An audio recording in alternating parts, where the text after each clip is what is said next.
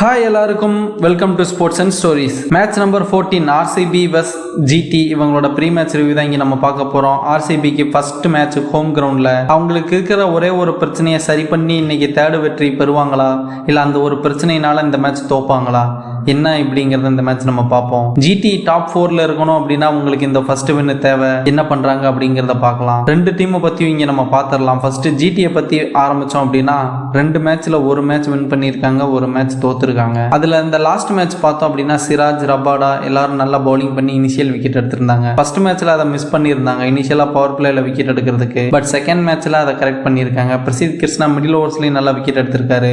மொத்த பவுலிங் யூனிட்டும் சேர்ந்து எம்ஐ கூட நல்ல ஃபார்முக்கு வந்திருக்காங்க.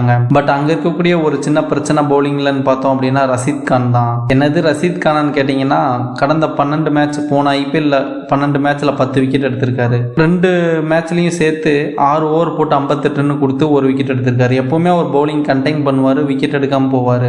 பட் இந்த தடவை 6 ஓவருக்கு 58 அப்படிங்கிறது அவரோட ஸ்டாண்டர்டுக்கு ரொம்பவே அதிகம்.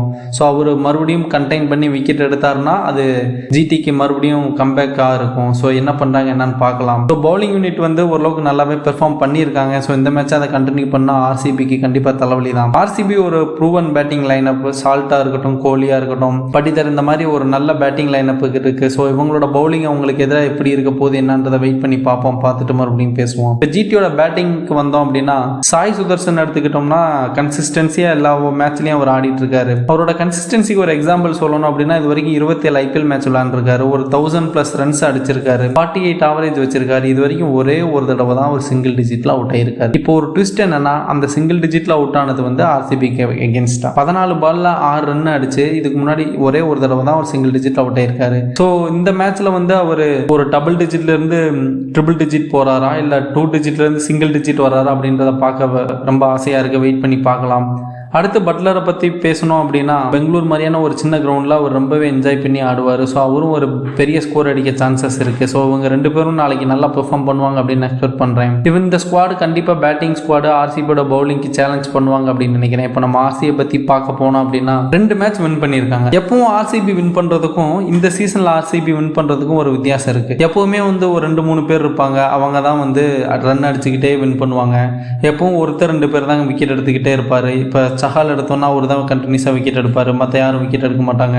ஒரு மாதிரி வின்னு தோல்வி அந்த மாதிரி அப்படியே மாற்றி மாற்றி போய்கிட்டே இருப்பாங்க. ஆனால் இந்த சீசனில் 2 மேட்ச் வின் பண்ணதை பார்த்தோம் அப்படின்னா பவுலிங்கில் எல்லாரும் விக்கெட் எடுக்கிறாங்க. இப்போ ஃபர்ஸ்ட் மேட்ச்சில் பார்த்தோம் அப்படின்னா 6 பேர் பவுலிங் போட்டிருக்காங்க, அதில் 5 பேர் விக்கெட் எடுத்திருக்காங்க. அந்த விக்கெட் எடுக்காத ஒரு ஆள் லிவிங்ஸ்டன் செகண்ட் மேட்ச் 2 விக்கெட் எடுத்திருக்காரு. ஸோ மிடில் ஓவரில் போட்டாலும் யாஸ் தயால் விக்கெட் எடுக்கிறாரு, பவர் பிளேயில் போட்டாலும் விக்கெட் எடுக்கிறாரு. ஸோ ஒரு மாதிரி ஒரு பவுலிங்கில் இருக்க இஷ்யூஸை ஃபிக்ஸ் பண்ணியிருக்காங்க அப்படின்னு பேசணும். ஆனால் இந்த அளவுக்கு கிளிக் ஆகும்னு நான் எக்ஸ்பெக்ட் பண்ணல. பட் நல்லாவே கிளிக் ஆயிருக்கு. ஸோ ஃபர்ஸ்ட் தடவை அவங்களால ஜெயிக்க முடிஞ்சிச்சு இந்த கப் அப்படின்னா ரொம்பவே சந்தோஷம். பட் இப்பவே அதை வந்து ப்ரெடிக்ட் பண்றது டூ இயர்லி. ஸோ வெயிட் பண்ணி பார்க்கலாம். இந்த பேட்டிங் யூனிட் இந்த மேட்ச் ரொம்ப முக்கியங்க. ஏன்னா பெங்களூர் கிரவுண்ட்ல அவங்க 7 மேட்ச் ஆட போறாங்க. ஸோ இந்த பவுலிங் யூனிட் இந்த பிச்சில் எப்படி பெர்ஃபார்ம் பண்றாங்க அப்படின்றது வந்து அவங்களுக்கு டாப் 4ல முடிக்கிறதுக்கு ரொம்பவே ஹெல்ப் பண்ணும். ஸோ இந்த மேட்ச் வந்து ஒரு நல்ல ஒரு ஆப்போனண்ட்டை வந்து ஒரு 8 விக்கெட் 9 விக்கெட் இல்லை ஒரு ஆல் அவுட் பண்ண முடிஞ்சிச்சு அப்படின்னா அவங்களால கண்டிப்பா டாப் 4ல முடிக்க முடியும் அப்படின்னு நான் நம்புறேன். இப்போ அப்படியே ஆர்சிபியோட பேட்டிங்க்கு வந்தோம் அப்படின்னா டாப் ஆர்டர்ல கோலி, சால்ட், படிக்கல் இவங்க எல்லாருமே வந்து நல்லா ஆடுறாங்க. ஸோ